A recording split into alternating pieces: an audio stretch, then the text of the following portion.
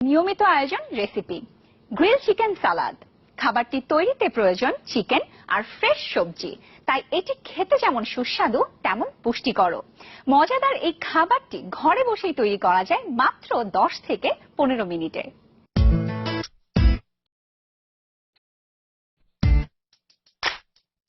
আজকে আমরা নস্টালজিকের special grill chicken সালাদ বানাচ্ছি। প্রথমত হচ্ছে chicken base boneless.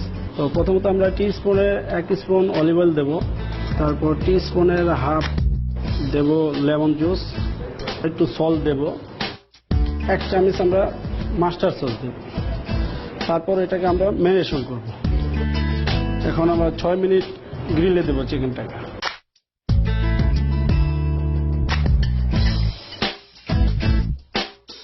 Grill chicken এখন হয়ে গেছে। সালাদের জন্য যে সবজিগুলো লাগবে যেমন শসা, টমেটো, পাতাকপি, গাজর কাটবো আমরা।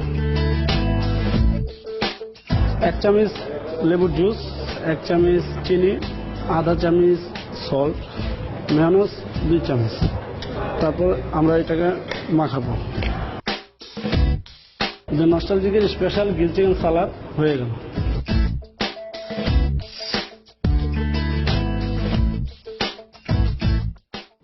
এই ছিল আজকের আয়োজনে। বিনোদন ও লাইফস্টাইল জগতের খবর জানতে চোখ রাখুন চ্যানেল 24 এ প্রতিদিন রাত 11টায়।